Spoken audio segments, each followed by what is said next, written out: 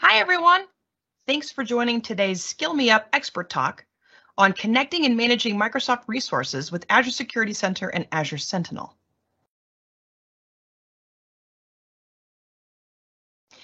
My name is Shannon Keene, and I'm a Senior Cloud Advocate at Microsoft. The team I work on is the Enterprise Platforms and Tools team. We spend a lot of time surrounding community outreach, and the platform that we talk about quite heavily at the moment is Azure VMware Solution. I'm a Microsoft certified trainer and a Microsoft certified professional. I just took a look at this recently. I'm 8 times Azure certified. I've got an ITIL certification, as well as I'm VMware certified. I somehow made testing a thing that I could do. I never was a great test taker in school. So if I can do it, you can do it too. I'm very active on social media, and I always encourage folks to connect with me there. If you've got any questions, I regularly answer DMs on Twitter. I regularly answer messages on LinkedIn. If you're not on either platform and you still have questions after today's session, feel free to email me as well.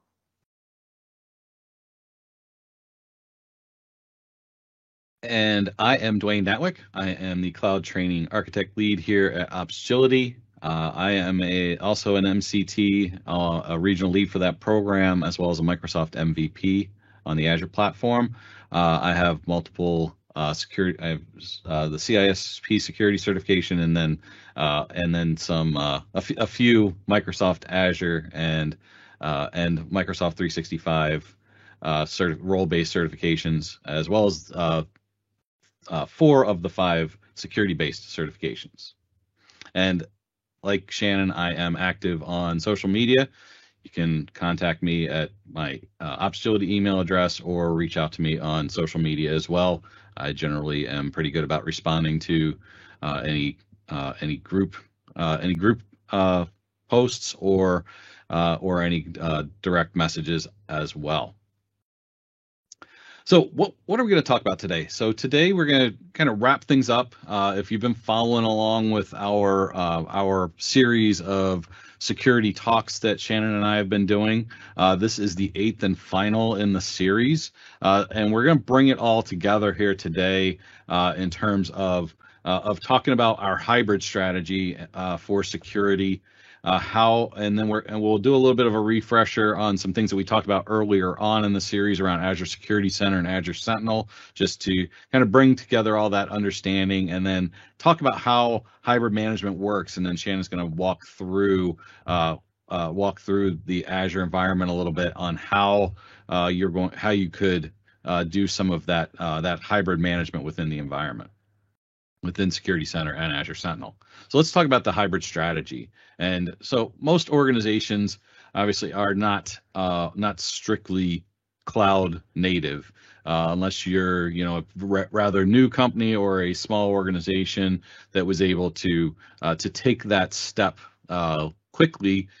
Most organizations are in a hybrid environment. So you don't just want to think about what our security is within Azure or within any of our cloud environments. We want to make sure we have a consistent strategy across both our public cloud in Azure as well as our private cloud in our own data centers. So we need to take into account what our requirements are, what are our objectives, what does the business require from a security perspective for our overall security posture. And that could be what security controls we have. We need to think about our defense in depth strategy, determine where we have threats and vulnerabilities, and then we need to take that strategy and we need to look at how ready we are to engage and to implement that strategy. And so we need to continue to plan and understand how we're going to operate this hybrid strategy and what tools we're going to use for our security posture. Is it going to be are we going to use all Microsoft tools? Are we going to use some third-party tools? How are we going to accomplish this strategy?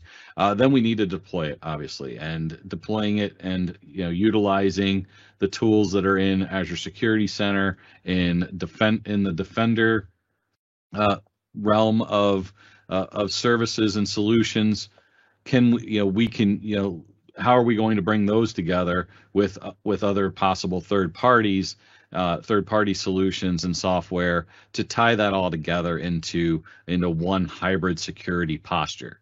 Finally, doing a current state assessment and understanding where we are today and build a roadmap of remediation.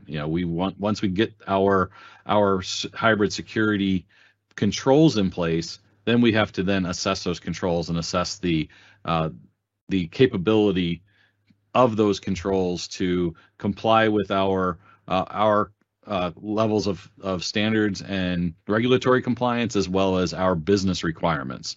And then after that, we want to then complete that handover and complete that operational handover. Once we've gone through the entire project, we've built all of our controls, then we have to operationalize that and have that all documented and what those requirements are, what our baselines are, and hand those all over to our operations group, whether it's our security operations team or our network operations teams, our IT operations teams all need to have this documented and and understand what the processes and automation and reporting that will take place, what the escalation procedures are, and all of the things that need to be done to adhere to our business requirements. And some of the challenges that we come across, obviously, we have in a hybrid environment, we might have multi-cloud environments. We might have, we might be using multiple public cloud providers. We might have multiple private data centers or co-loc data centers that we have our equipment in. So there's a level of complexity that we want to remove in terms of how we're going to operate and how we're going to manage those environments. And having a visibility with a single pane of glass type setup is going to help us out. And then the compliance piece, when we're thinking about how we're going to comply with our business requirements, our security and incident management that adheres to understanding threats and vulnerabilities and controls that need to be in place for compliance to our business standards as well as regulatory standards. Understand where we might have inconsistencies and make sure that we do what we can to maintain a consistent approach both on-prem as well as in the cloud. Regulations, what regulations do we have for our data security? Are we a healthcare provider that has, say, sensitive patient data? Every organization has a level of personal identifiable information, both within our own personnel as well as potential customers. We need to make sure that we are classifying our data properly. Latency, understanding that make sure that we're taking into account and building our infrastructure properly to avoid latency, because latency can, in a security aspect, can delay us from potentially alerting and being notified of a potential attack that might be taking place in one of our data centers or within our public cloud areas. And understanding our legacy operations products, legacy authentication within our organization might cause particular security holes and security breaches, as well as older systems that are no longer being patched. They have older operating systems that are no longer supported by the software vendor, such as like Microsoft. If you've got Windows 2003 servers in your environment that aren't being patched anymore, we have a potential threat and vulnerability within our security environment. So we need to understand what we have and capture what we have within our environment as we build our hybrid security posture.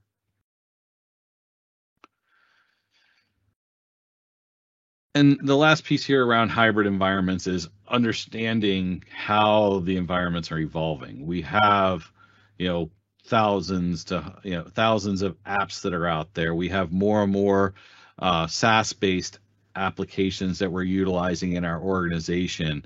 We have extreme growth in terms of data and data that's being stored in multiple databases in multiple places. We're using, we might be using serverless technologies, container technologies, virtual machines on a number of different programming languages that we need to understand how all of those work together, where potential vulnerabilities are with APIs and with potential exposure to data. So we need to think about all of that as we evolve and grow and build new applications and build more and consume more services within Azure environment or other clouds. The diversity of the infrastructure, as we have branch office, users that are working more remotely across internet connections and multiple data centers and branch offices. Our older hardware that might be depreciating. Are we utilizing multiple hosters? All of the connected devices, both within our organization as well as at the edge of that are connected, and have some level of internet connection and data that it's ingesting on a regular basis. How are we protecting that, and how are we controlling the evolution of our infrastructure? And then if we're utilizing outside of just Microsoft Azure, where you might be using other cloud providers like AWS or Google, and the services that they offer for specific reasons, how can we get control over the security of all of that multi-cloud environment and protect and have that consistent hybrid security approach? And so, Shannon, I think we're going to turn this over to you to talk a little bit more about Security Center and kind of refresh some of the knowledge around that as we talk more about this hybrid security approach. Right. We've talked a little bit about Azure Security Center, and I think we've focused primarily on Azure VMs. There is capacity to think about leaning on Azure Security Center for VMs that live on-prem or even physical servers. So cloud security is a shared responsibility. If you're looking at this slide right now, this should hopefully match up to similar diagrams you've probably seen relating to how security, that division of responsibility, lies. So Microsoft will always take care of the physical assets, the data center operations, the security of that environment, as well as the cloud infrastructure. Dependent upon the platform you adopt, you will always be in charge of your identity and your data. But if you're leaning on the PaaS layer, you'll have a little bit of responsibility in that data layer or the web tier layer. And if you're running an IaaS VM, you'll be more in charge of the virtual networks and VMs that live in that environment. But it really is a shared responsibility. If you think about where you would be prior to moving things to the cloud, you'd be responsible for everything. Physical security, security surrounding the software, people that get into your environment, right? I think a lot of us have worked with vendors over the years, and we've had to really think about how do we secure them in terms of giving them access. So it gets a little convoluted, a little hard to rationalize as we start thinking about the ways in which Microsoft helps. So we have the extensive layers of protection. It's very much so a layered security model. So if you're looking at this slide here, you're seeing access approval, perimeter, building, and server environment. There's a number of different things here that we make sure are secure throughout the process of trying to ensure security for our customers. In terms of access approval, we run background check and we run system check before we give anybody access to the environment, right? You don't want to just have a rogue actor come into the environment, especially if they are physically on site doing something with your server. It's not always the case because Microsoft's environment is very much so a lot different than the way in which you would probably handle physical infrastructure, but sometimes it's required for a vendor or somebody to show up on site to fix something. If we think about perimeter security, there's perimeter fencing, there's the front gate entrance. So each one of these data centers has a massive gate in front of it. There's one defined access point, there's not multiple. There's video coverage surrounding every part of the I guess, parking lot or the external sides of wherever the data center shows up. And then there's ongoing roaming protocols. So security is constantly taking a look at what's happening in real time within each data center region. You're thinking about the building. So there's two-factor authentication with biometrics for every person that gets into and out of the building, unless you're a visitor. I did go tour North Central, which is relatively close to where I live. I'm trying to remember if I had to do anything biometric wise. I don't think I did, but I had to have a background check run. I had to be kind of vetted before I was able to be brought into the environment. There's no building signage, and that makes sense. You don't want to have Microsoft Data Center, right? That would be probably a bad idea. And then there's ongoing roaming protocols, just like with the outside of the data center region, inside as well. Security's taking a look at everything. There's video coverage. So if you're going into a data center that's an actual data center where you're walking into, video is on you at all times. If you go and you tour, because customers are able to tour, if you're able to tour or see a newer data center region and it's just a pod sitting outdoors, you have to stay on the bus because you are a security vulnerability. So there's interesting things we've done as our generational changes have happened with our data center regions. There's a verified single person entry, just like there's one defined access point. There's only one way to get in. And then there's 24/7, 365 security operations. So there's somebody at the building at all times. The interesting thing I found out when I toured was the folks that are in charge of the building facilities, they are never allowed into Azure. And then the people that are building Azure, right? The devs that are in charge of each resource, they are never allowed in a data center. So there's that division of responsibility. And we go so far as to ensure that there's no security vulnerability by allowing a developer into an Azure region and then allowing somebody that's dealing with security at the actual physical facility into Azure. Related to the server environment, there's some security components that we'll want to talk through as well.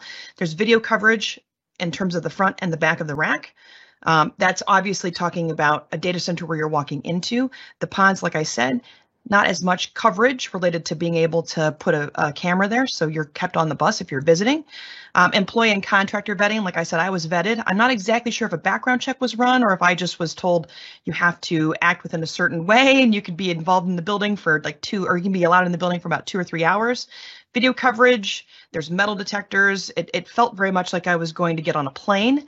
And then, there's an inability to identify customer data. So I think if anybody's toured a bigger colo facility, you might have seen a series of racks that belong to a big company. I know I'm trying to think of a big company that might have a colo. IBM, Accenture, Kirkland and Ellis. I don't know if those are the customers, but I mean, customers that size, they might have signage on the racks when you go and you tour those colos. There's nothing like that that exists at Microsoft's facilities. And then there's two-factor authentication with biometrics. So anybody that gets into the servers to rack, add servers, replace failed power supplies, et cetera, they have to authenticate with biometrics. Ongoing roaming patrols, very similar to the external and internal sides of things. There's somebody who's constantly walking through the environment.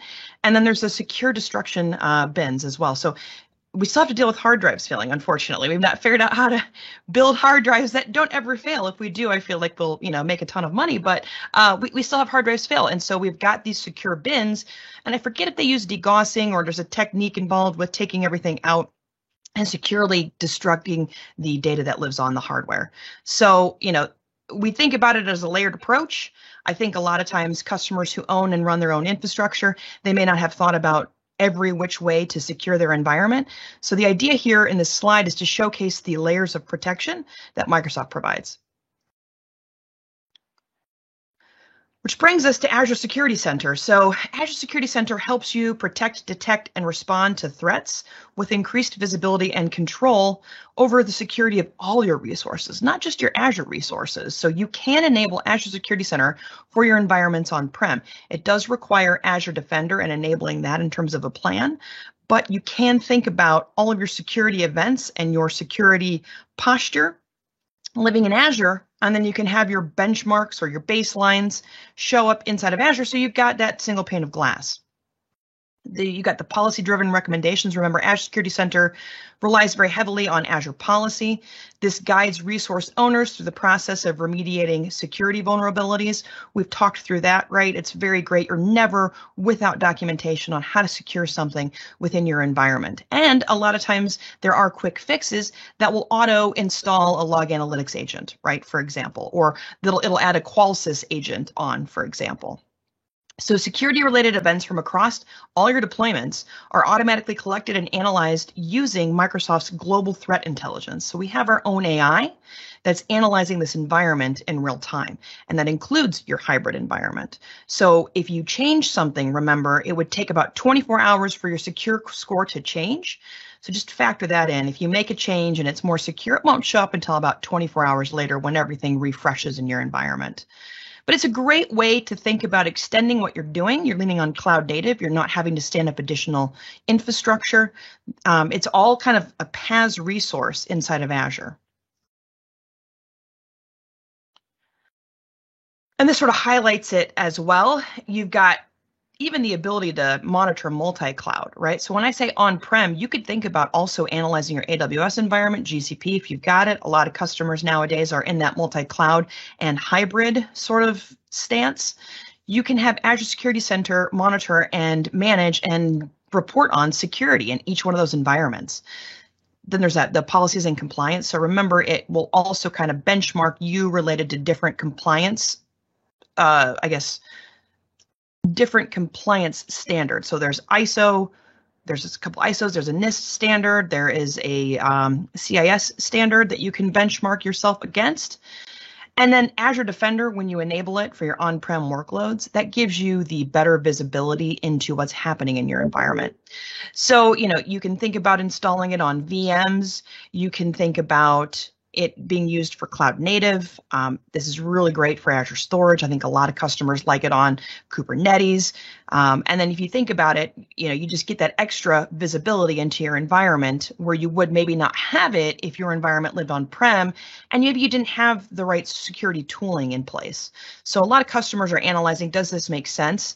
And I think if the direction is cloud first or you're moving towards cloud, I feel like Azure Security Center is a great tool to enable, not just inside of Azure, but in a hybrid kind of realm as well as in different clouds.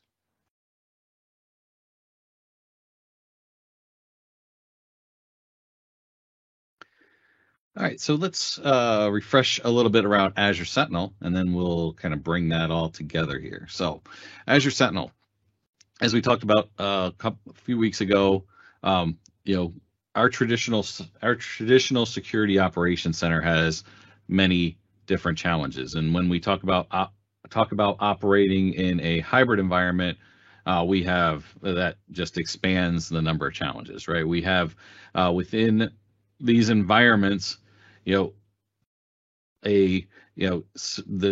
increased sophistication of threats. I know every day we have ransomware attacks in the news lately. We have noisy alerts and false positives coming across, where we have all of these events that are popping up within our event logs. We have the deployment and maintenance of our IT environment, rising infrastructure and costs for upfront investments if we want to install an event management system within our own environment.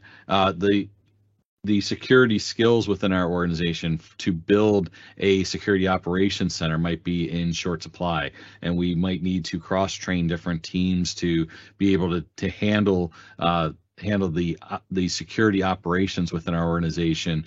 A lack of automation, not knowing how to automate alert capabilities and automate and orchestrate responses to certain anomalies within our environment.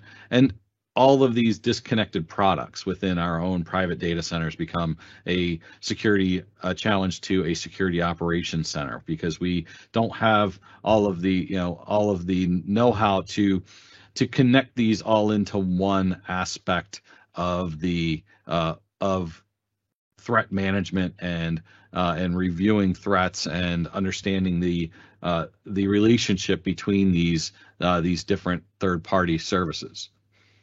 So what Azure Sentinel does is kind of starts to bring all of this together, and not to be an Azure Sentinel commercial, but if it's a short path to getting to a automated response system and a SIEM that can facilitate the connection to Microsoft services, both in Azure and Microsoft 365, Azure Active Directory, and our entire hybrid infrastructure, including our on-premises security appliances and security softwares, and tie all that log information together and understand how our users interact with it, to be able to then have the ability to remediate and investigate potential threats within our organization. And it provides a standardized log platform, works all within the log analytics platform, and has that pre-wired integration to all the Microsoft solutions. So if you're using Microsoft SaaS solutions as well as IaaS and PaaS solutions, those all tie into the Azure Sentinel environment, as well as, like I said, connectors to most of the industry leaders in security appliances and security software also have the ability to be filtered into the Azure Sentinel dashboard. And here's ultimately how it works. Just to review, like I said, we did an entire hour on Azure Sentinel a few talks ago. But what it does is what Azure Sentinel does is it takes all of these data sources and ties those all into APIs and REST APIs, event logs, and activity logs, and pulls all of these from our operating systems, our cloud platforms, our SaaS services, our appliances and security softwares, and takes all of this into one dashboard to be able to view what's going on within our environment, detect potential alerts through both standardized built-in alert criteria, as well as we can create a number of custom-based alerts, create custom dashboards to manage those alerts, and investigate and assign those alerts to certain users within our security operations center or our IT operations center to investigate and respond. In addition, Microsoft's AI and machine learning services work in the background to also automate and orchestrate certain responses to anomalies that we might note and might find that are taking place within our environment that are outside of the normal day-to-day activities that we see as it gains more knowledge about our environment. And then we can continue to run hunting queries utilizing notebooks and log analytics Kusto queries to understand more about our environment, and then to also create custom alerts or create custom workflows utilizing those notebooks and those workbooks to build a level of workflow for notifications as well as potential automated responses. So now that you understand a little bit more about the and have been refreshed on Azure Security Center and Azure Sentinel, Shannon's going to talk a little bit more about how we bring this all together in terms of a hybrid infrastructure. Sure. So I think if anybody's familiar with the ways in which Azure works and the ways in which hybrid works, hybrid is still living on a VM. And so we still have to install an agent, and that agent has to report into a log analytics workspace. So Azure Security Center leans on the same log analytics workspace that Azure Monitor would or Azure Sentinel would. That's sort of the unification of all of these logs. And that's Windows event logs, that's syslogs, that's configuration changes, that's things like anomalous logins, right? Or password changes or account logouts, right? So that's what you get when you think about some of the security features of this. Now that threat intelligence is where, it kind of like gets applied, and then you get some security analytics. That's where you start to see those real detections, and that's where the secure score gets generated. That's where you start to able to measure your baseline against specific security standards. So that log analytics platform becomes a scalable platform. You can run Kusto queries against it. You can have log analytics help you report on security. And when you see visualizations inside of overviews, know that it's essentially a visualization that's brought about by log data captured inside of log analytics. The security dashboards deliver sort of insights into security across all workloads, and that's not just Azure.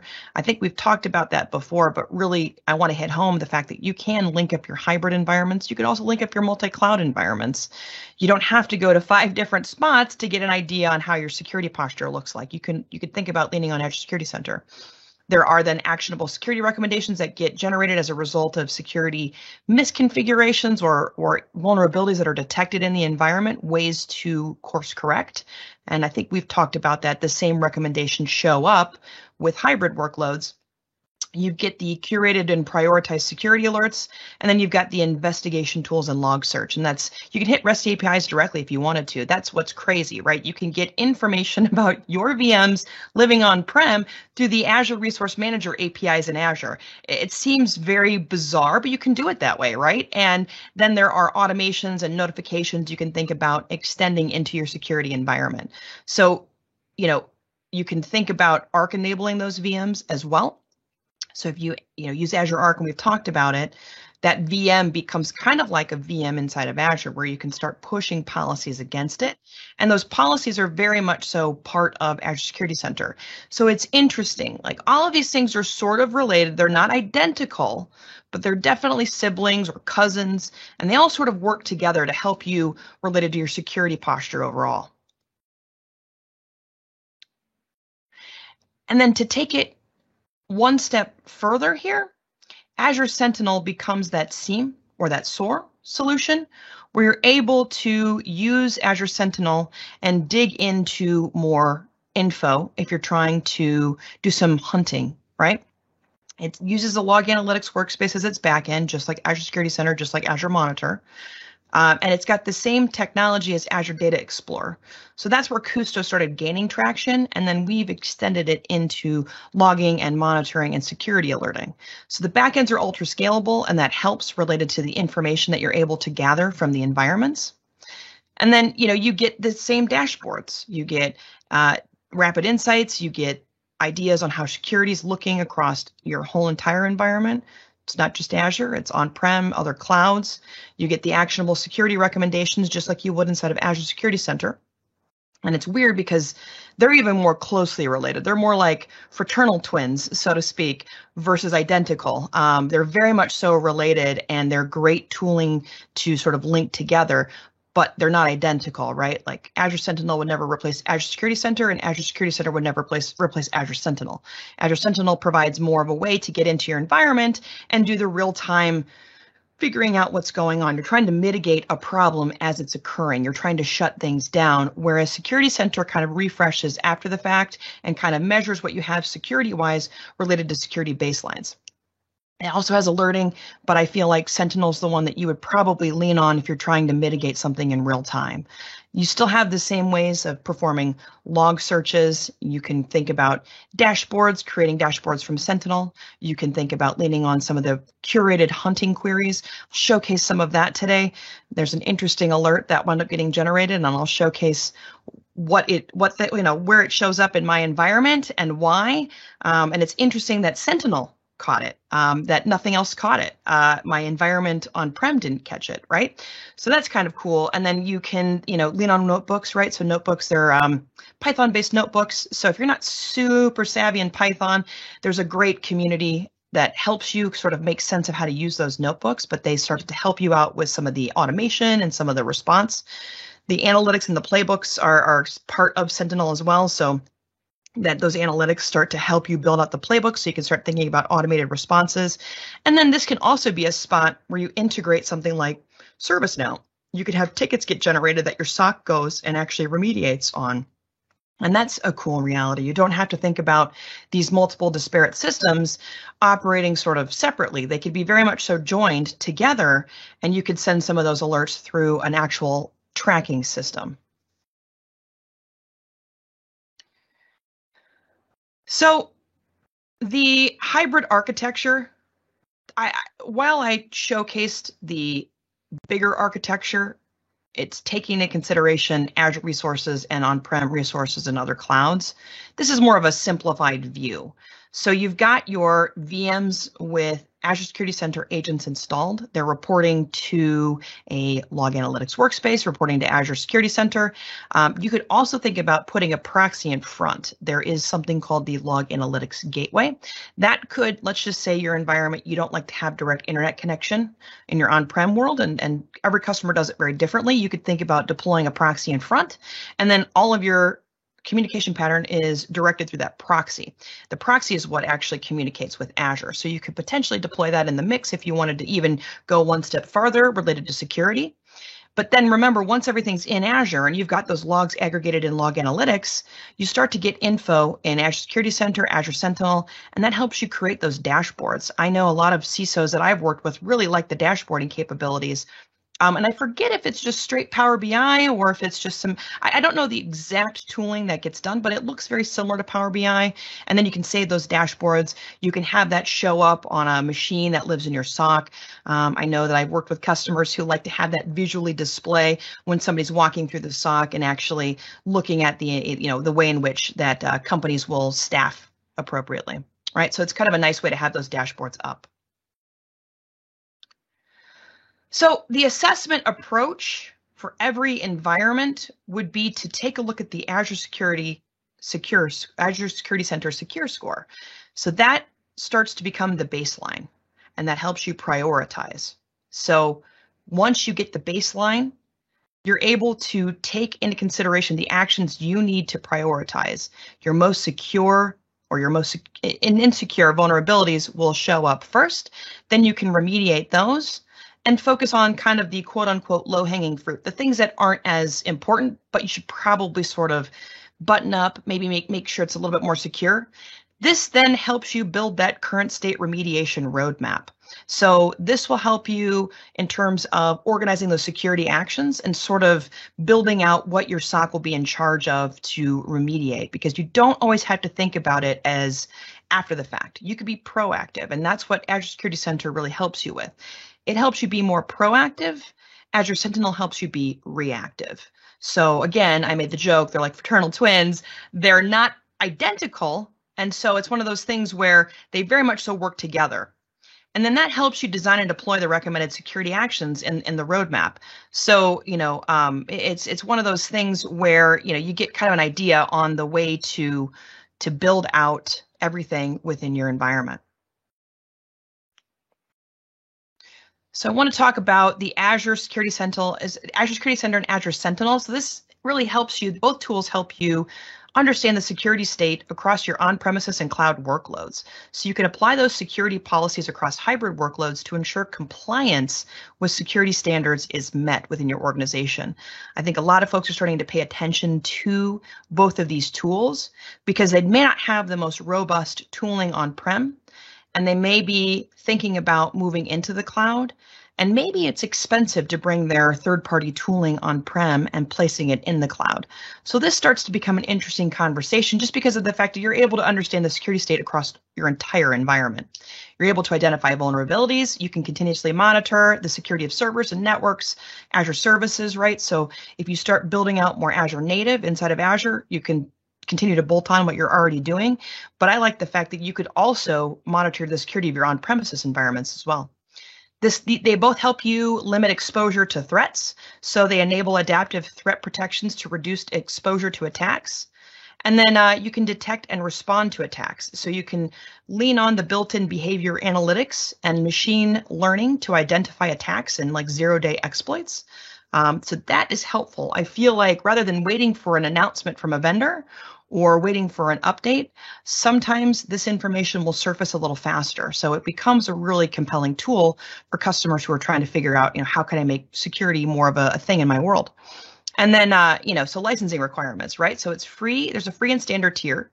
Free you could keep for all of your Azure resources. The standard tier is free for the first 60 days. But in order to get your hybrid estate monitored, you do need the standard tier for your on-premises resources. Now known as Defender On. Oh yes, that's right. Thank you. And it's so hard to keep up, and it's one of those things where I forgot about that. So thanks for the quick save. Yeah, no problem.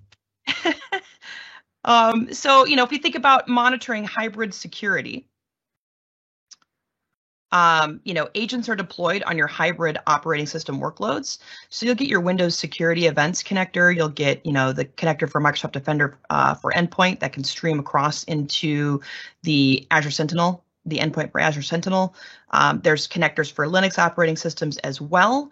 You can forward syslogs and other data to Azure Sentinel. So it really requires an agent installation on-prem, enabling Azure Security Center standard, and then everything else sort of aggregates things and uses the machine learning to start correlating events together. So you're not having to do that correlation yourself, right? I think that's sometimes the hard things with on-premises environments. Certain software tooling does that, but it's sort of a mixed bag.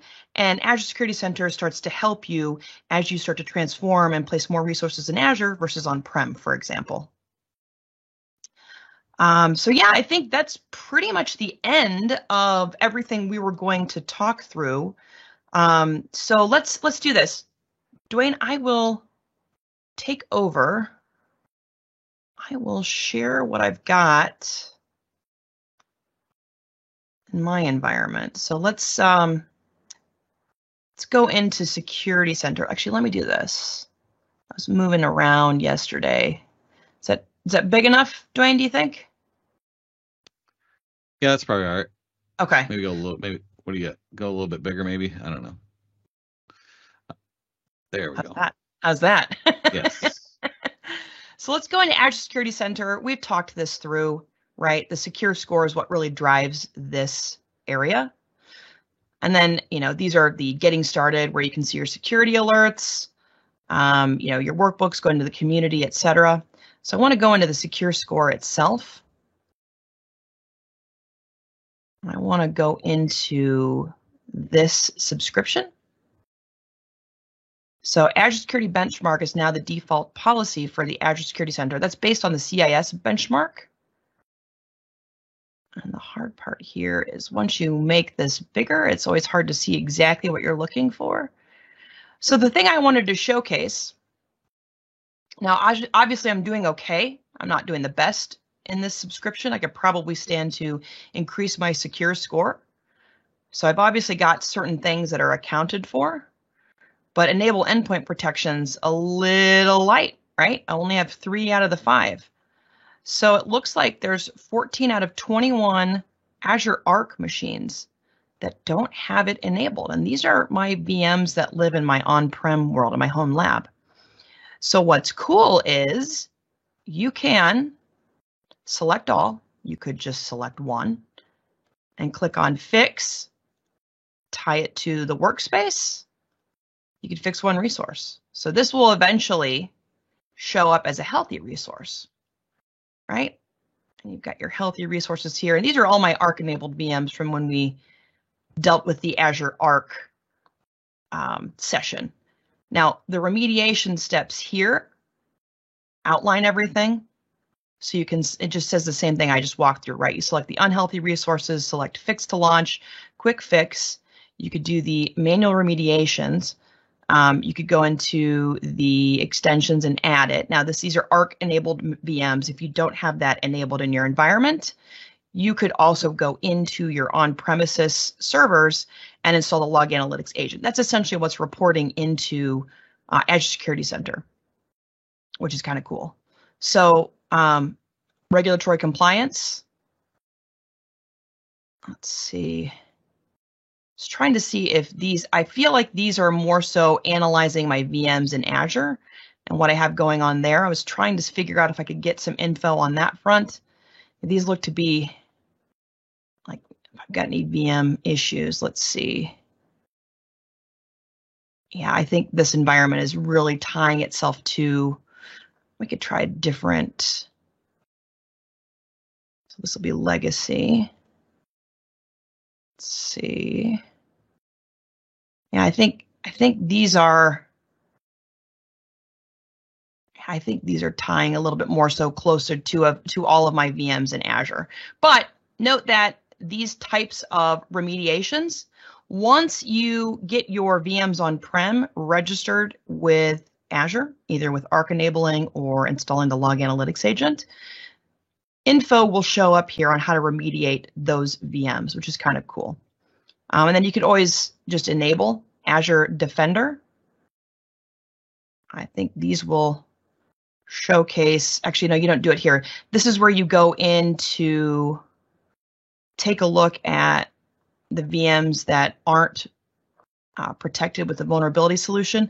The interesting thing I found out, though, is I don't think I can do this with Arc-enabled VMs. I think that's going to change.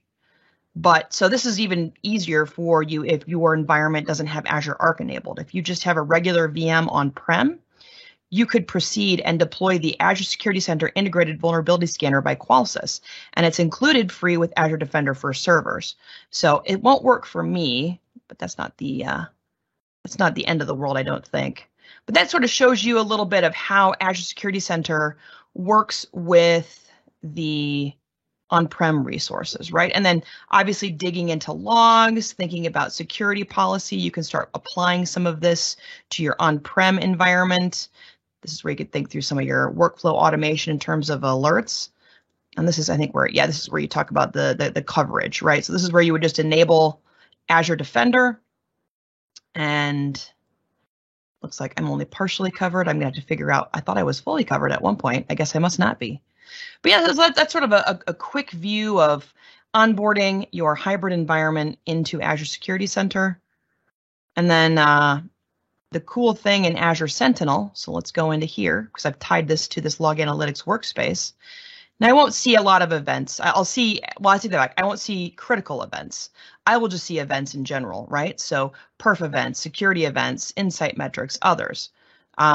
The alerts is what you care about in terms of Azure Sentinel. I don't have any recent incidents because we do have policies that are pushed to our subscriptions that sort of enable the best and most secure within the environment. The cool part here is I wanted to talk a little bit about some of the hunting queries. And I know we had talked about this briefly when we talked about Azure Sentinel a couple weeks back. So the query I want to find here is tracking password changes. So I think this shows up over here. So notice how all I had to do was click on the query. All of the Kusto information shows up here. I don't have to be a wizard necessarily with Kusto just to get some info. And then I can view the results. And what's going to be interesting here is the result I wound up getting. So give it a second here to run. I'll expand this a bit. Okay, so I have 2 NAS devices in my environment. I don't have anything monitoring on those environments. What I have is I do have agents sitting on my domain controllers. And what it detected was it detected an attempt to change the account's password. So I was trying to change. So what had happened was I had a weird power failure at my house. Like everything blipped for a second or two. And then I had to manually turn my NASs back on and I wasn't able to get in. So I was trying to get back into my environment and it generated an alert inside of Azure Sentinel because my domain controllers noticed some weird activity. So I thought that was kind of a cool thing to showcase. It was a direct result of me trying to get my environment back online, nothing related to today's event here, but notice how it's a hybrid environment. It's very much so something that doesn't have I've got nothing installed on my NAS devices. I don't have any agents installed, but because I have an agent installed on my domain controller was in both the domain controller that lives in Azure and the domain controller that lives on-prem, which I thought was kind of cool. So, it really hits home that these hunting queries become great opportunities to dig in more into the environment. You can also, let's see, user logons. I think it's by logon type. Yep. So this can also help you take a look at things. So if you're noticing there's some weird things happening from a brute force perspective, you could go here into the hunting queries and view the results. And what we're looking at here is, oh, you know what? I thought this one showed. So these are network brute force. These might actually be, I thought these showed the where they happened. Let's see if I can try. Let's see if I can try a couple of other, hunting queries. Okay, so the remediation was successful. So I was able to install the log analytics agent on that Azure Arc enabled VM that didn't have it. So within the next 24 hours, my secure score will go up because more of my on-premises resources are matching up to Azure Security Center's baseline standard. Yeah, I was trying to figure all that out, but I thought that one was kind of cool, the hunting query that showcased when I was trying to get back into my NAS.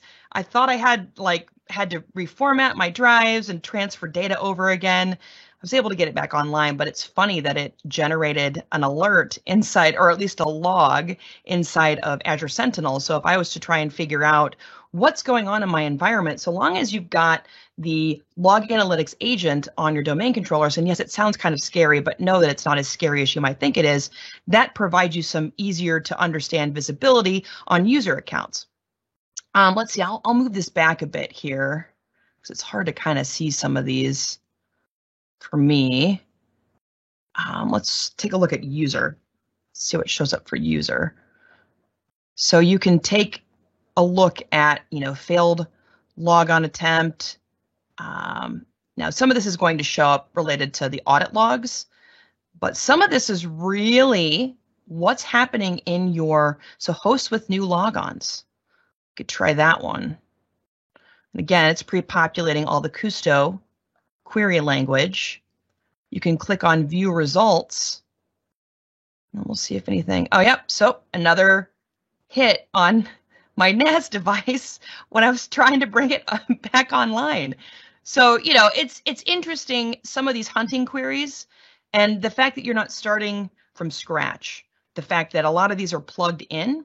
So I tend to showcase a lot of the user account logons because I feel like that's where things get most compromised, especially in a hybrid reality.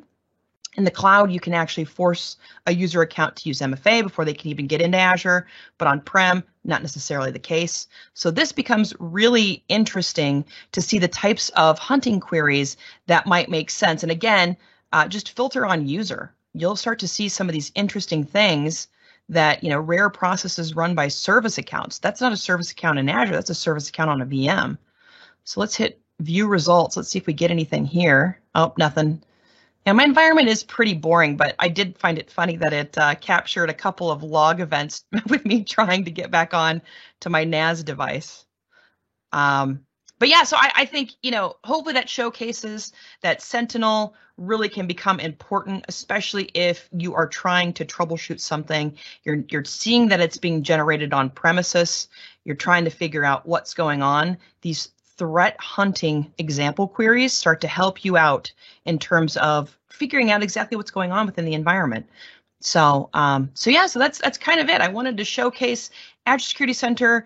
Once you enable the log analytics agent on your VMs, whether they are Arc enabled or regular VMs, you're able to start bringing data in from on premises, and that information can then feed into Sentinel. Sentinel can be used to then help you triage and try and remediate any sort of attack that might be happening in real time against you.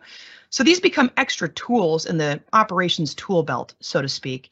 And, you can think about not having to stand up additional infrastructure. I think that's the coolest thing. You stand up a log analytics workspace and everything sort of trickles on into there, and it's run against baselines that live in our machine learning tooling inside of Azure. Very cool. Thank you, Shannon. Sure. Let's get things back here.